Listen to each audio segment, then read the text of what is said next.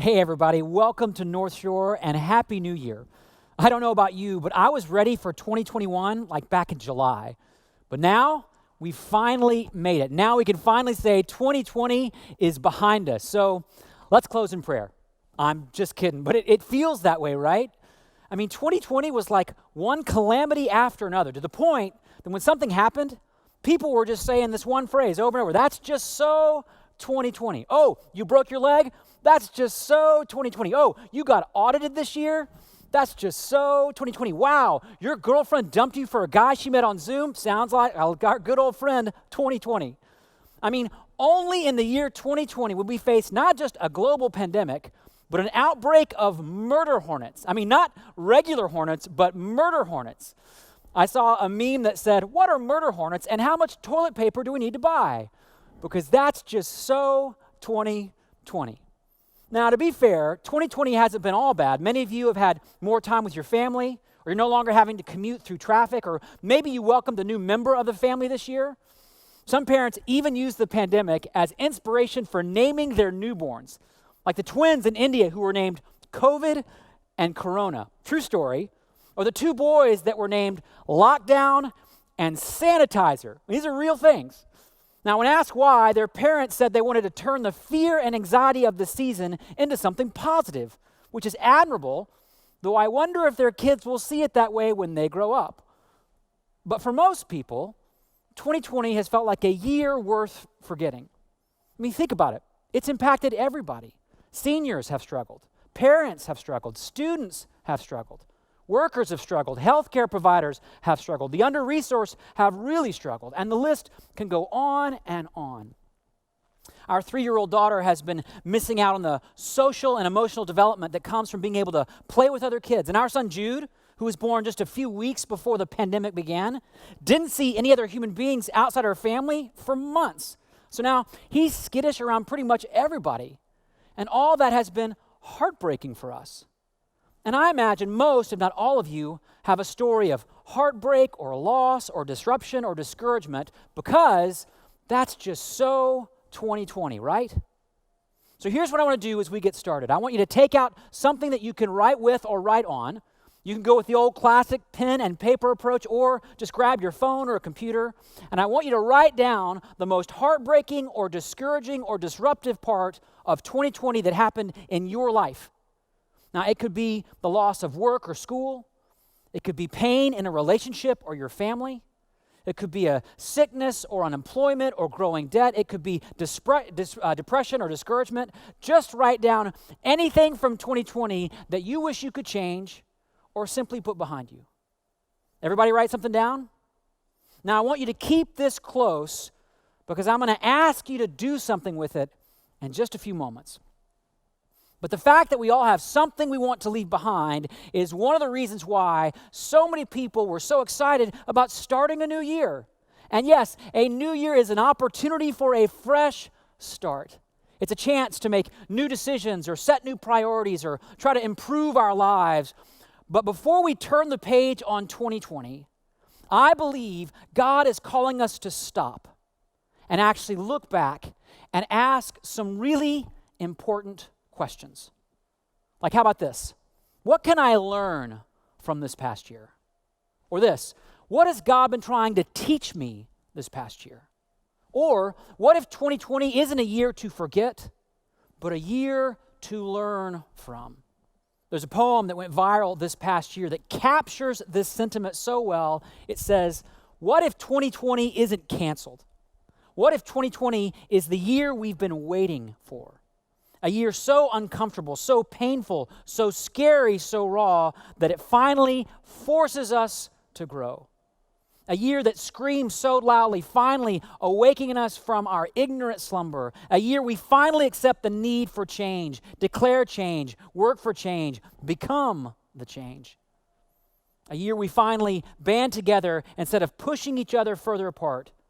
2020 isn't canceled, but rather the most important year of them all. And here's the thing, I think God would agree. I think God has been at work using 2020 and all the calamities therein to get our attention, to wake us up to His priorities and His plan. So, we've decided to kick off this new year with a series called Before You Cancel 2020. That is, before you burn your mask or uninstall Zoom, we're going to pause and ask the question, God, what have you been trying to teach us? How have you been trying to grow us? Where have you been trying to take us? Because if we stop and look back, we're going to find some really clear evidence of God at work throughout 2020 and then what all that could mean for 2021. So if you're discouraged about the state of your life or your marriage or your family, or if you're struggling with resentment or depression or grief, I am so glad you're here, because today I want to talk about the reason why all this happened. So a couple of weeks ago, Google released its annual year-end search data about what people searched for over the past year. As you might expect, the coronavirus and the election results were the top two searches, but 2020 impacted lots of questions. In fact, the top how-to questions included how to cut your hair at home and how to make hand sanitizer. Some of the top where is questions included, where is my stimulus money? And where is my refund? And here's a fun one, where is Kansas City? Because people who live on either coast don't really know where anything in the middle actually is. But what was most striking about the search data from 2020 was that people were asking why more than ever before. Why is it called coronavirus? Why are schools closed? Why are sports canceled? Why is toilet paper sold out? Why was George Floyd arrested? Why are people protesting? Why is our country so divided? Why am I so tired? Why am I so anxious? Why did any of this happen? You see, 2020 didn't really raise any new questions. It just pointed us back to the oldest question there is, God, why? So, for the rest of my time with you today, I want to take you back to a story from the life of Jesus when Jesus was asked this very same question. It's a story from the Gospel of John about Jesus healing a man who was born blind. In fact, in the story, Jesus actually spits on the ground, makes mud with his spit, and then puts the mud all over the man's eyes. And when the man washed the mud off, he was able to see. It was a miracle. It's an amazing story. But the most important part of that story isn't actually the miracle. It's what happens before the miracle. Look how the story begins. John writes this. As Jesus was walking along, he saw a man who had been blind from birth. Now, in the ancient world, being blind from birth was not just a difficult hardship. It would make you an outcast in society. This man would have been unable to have a job or a family, which is why he was sitting alongside the side of the road, most likely begging for food or for money.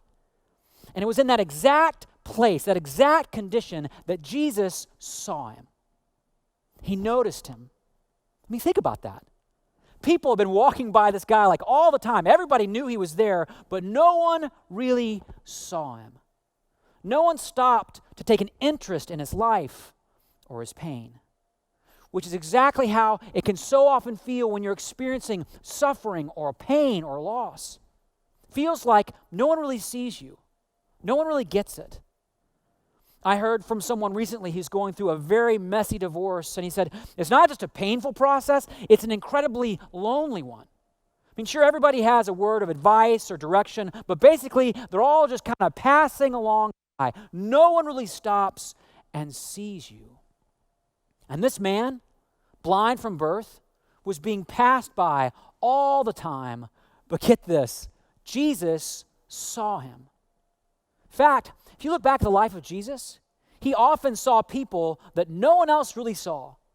The Samaritan woman at the well, the disabled man who had been at that pool at Bethesda for 38 years. Jesus, you see, he sees hurting people, and he notices first those who are hurting the most. Which means, and this is what I want you to remember as we start a new year, God saw you in 2020. He saw you in 2020. He was there on those days when you didn't think you would make it. He was there in those moments when you felt totally alone. He was there in those moments when you couldn't see or feel him at all. You see, Just because you don't see God doesn't mean God doesn't see you. And this isn't just a helpful reminder for 2020. It's something we need to keep close to our hearts all the time. When you're struggling in your marriage and nobody else knows, God sees you. When you're grieving that miscarriage and you can't bring yourself to tell anyone, God sees you. When you fall back in that addiction and that shame feels just overwhelming, guess what? God sees you. You see, just because you don't see God doesn't mean God doesn't see you. And part of what I think we have to learn from seasons like 2020 is that we need to let ourselves be seen. I know community and friendship have been challenging through these past 10 months. They have been for me too. But the only way to know that there's a God who sees you is to let others see you as well. To go to a trusted friend and say, hey, here's what I've been going through in my life. Here's what I've been battling. Here's what I've been trying to get over. Friends, you need to let yourself be seen, because before you even ask why, Jesus sees you. Just like he saw this man who had been blind from birth. And then as soon as Jesus noticed him, his disciples noticed him too, which brings us to the why question. Look at what they asked Jesus. They said, Rabbi, they asked him, why was this man born blind? In other words, why did this happen? Why did this man have to suffer this way? But this is not just a simple why question. The disciples also want to know whose fault this is. Look at what they asked next. Was it because of his own sins or his parents' sins? In other words, is this his fault, or is it because of something that his parents did before he was born? And basically they're wanting to know, who can be blamed for this? Who can we point the finger at? And by the way, have you ever noticed how easy it is to look for someone to blame when something goes wrong? A few weeks ago, I was trying to get our 2 kids into the car, which usually involves a fair bit of screaming and crying as I'm trying to get them into their shoes and their jackets and then into the car seats. So I found the best way for me to navigate this is to shift into what I'll call a hyper-focused dad mode. It's like this total tunnel vision at the task at hand. I mean, the house could be on fire and I wouldn't know because I'm trying to get those tiny little zippers to actually zip up. And by the way, it's not as easy as it looks. And dads, if you're not saying amen to that, the moms are, because they see you do this. And I was so deep in that hyper-focused dad mode, so much so, I forgot to make sure that the stroller was in the car. Now, it's usually in the car, but in this case, we had taken it out the day before to take a walk on our street. But I didn't remember that because I'm in hyper-focused dad mode. So when we got to the store, and I opened the back of the car, and I discovered that I had 2 crying kids and no stroller, the first word out of my mouth was, Nina. You see, Nina is my wife, and it was her idea to get the stroller out to take a walk the day before. Therefore, this whole mess must be her fault. Which is the exact moment I got a text from her saying, hey, how's it going? And I'm thinking, oh, I'll tell you how it's going. You see, when something bad happens, our first response is almost always blame. Because blaming gives us this sense of control when life feels so out of control.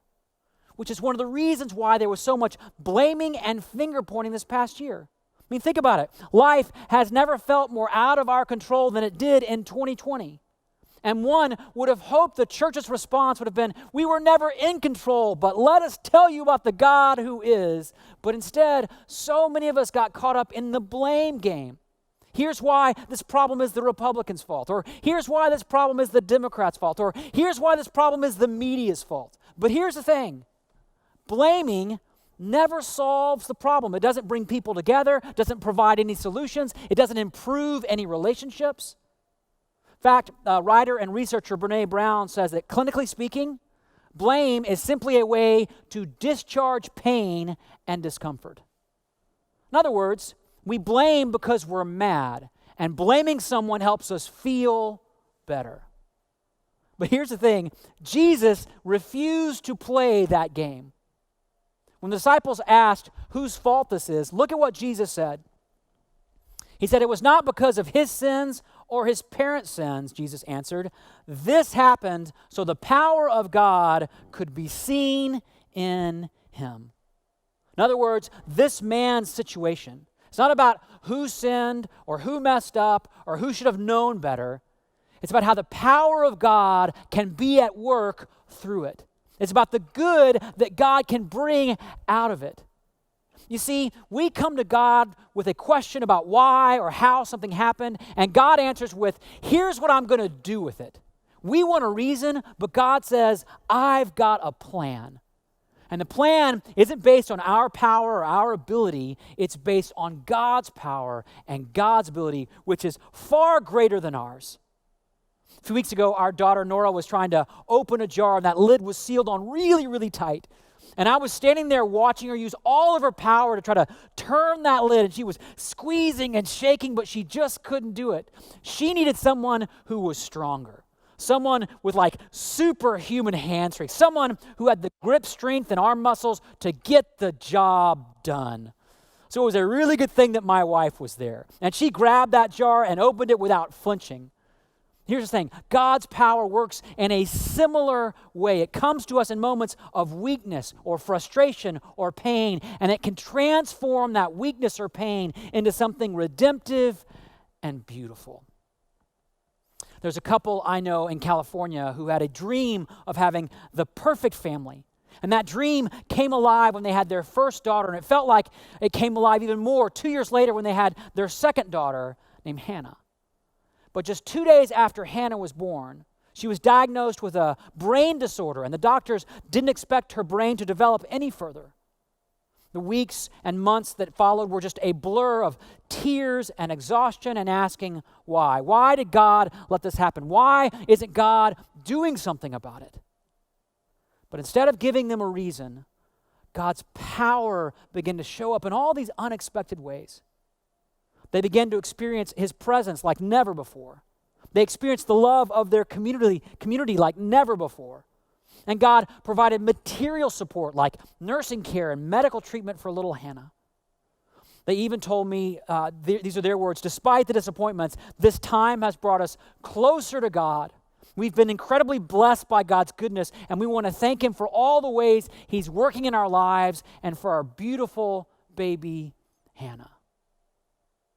You see, we don't always get a reason, but God always has a plan. And in the end, God's plan is always better than ours because He takes the mess and the pain and the heartache and the loss and He turns it into something beautiful. He uses it to bless others. And best of all, God never wastes a thing. And that's really the first lesson we need to take into 2021. That's what I want you to write down next to whatever you wrote down on that card or on your phone about 2020. It's this: God never wastes anything. And He won't waste whatever you lost, whatever got disrupted, whatever broke your heart. You may never know all the reasons why, but here's the thing: God always has a plan. And we see that later in the story when Jesus heals this man and restores his sight, as if to say, there's always a plan, there's always a purpose, there's always another chapter in the story. That's what the life and death and resurrection of Jesus is all about. But you have to trust Him, you see. You have to trust Him in your marriage and with your finances and with your kids and in your school and with your career and with your future and with your health and with your hopes. Because you see, when times are tough, you really only have two choices. You can find someone to blame, or you can find someone to trust. And remember, Jesus also knows something about asking God, why? On the cross, as He suffered unfairly and unjustly, He cried out these words, my God, why have you forsaken me? And then He breathed His last breath, and His body waited 3 long days down in that grave. Why? So that the power of God could be seen in Him. And on the third day it was. On that third day He rose. On the third day we discovered that while we may not always get a reason, God always has a plan. And if God reminded me anything over this past year, it's that people need to hear this. They need to know that our God still has a plan, that what happened in 2020 isn't just a waste to be forgotten. It's something that God has the power to redeem and make beautiful. People need to know that. In fact, that's the most urgent task before us as a church, Just look back at what Jesus told his disciples before he healed that man on the side of the road. He said this, "We must quickly carry out the task assigned us by the one who sent us. The night is coming, and then no one can work. But while I am here in the world, I am the light of the world." See, this is one of those rare moments when I believe Jesus looked them square in the eye and said, "Friends, this is urgent." Why? Because life is short. The clock is ticking. Eternity is at stake. See, 2020 wasn't just the year when our lives got harder. It's that year when our mission got clearer. That we are here to lead people into a life-changing relationship with Jesus. Not later, not someday, not when things are back to normal, but right now. And remember, this pandemic, it's actually far from over. 2021 is going to have plenty of challenges too. But no matter how long it takes or what happens next, our message isn't that there's someone we can blame, it's that there's someone we can trust, someone who can bring good out of any situation, someone who never wastes a thing, and it's Jesus. And by the way, you don't have to have all the answers. You don't have to know all the reasons why bad things happen. You just have to let people see where the power of God has been at work in you. I mean, that's exactly what this blind man who was healed went out and did. Look at this. He went out and said, "The man they called Jesus made mud and spread over my eyes and told me, 'Go to the pool of Siloam and wash yourself.' So I went and washed, and now I can see." See, he didn't give a long sermon on the spiritual condition of blindness. He just told people what Jesus did. He spit on the ground and made some mud and put it on my face, and now I can see. I mean, that's just so simple. That's just so wonderful. That's just so Jesus. And how cool would it be if 1 year from now, that's what people were saying about 2021? That's just so Jesus healing that marriage. That's just so Jesus restoring that relationship. That's just so Jesus helping me forgive that person. That's just so Jesus freeing me from addiction. That's just so Jesus. And if we trust him as a church, if we give ourselves fully to him, then it doesn't matter how long this pandemic takes or whatever challenges may come our way, the power of God is going to be on display, and you can be part of that. And I hope you will. And I hope you'll be back with us for part 2 of this series next weekend. But for now, let me pray. Jesus, you are the source of so much healing and redemption, and it can be so hard to see. I know for me personally this past year, I was so tempted to fall into discouragement and distraction and think that somehow you're missing from the action. But through all that, you saw me and you saw us and you saw our world. And in so many moments, you stepped in, and you're still stepping in to bring life and hope and transformation. And so, God, I ask and pray that we would trust you more, that we would lean into you, we would receive this urgent task to let people know there's a God who never wastes a thing, that we have someone we can trust. And so help us trust you this week with all that's in our lives, all that's on our hearts right now. Help us trust you more, Jesus. And we pray this in your name. And everybody said, amen.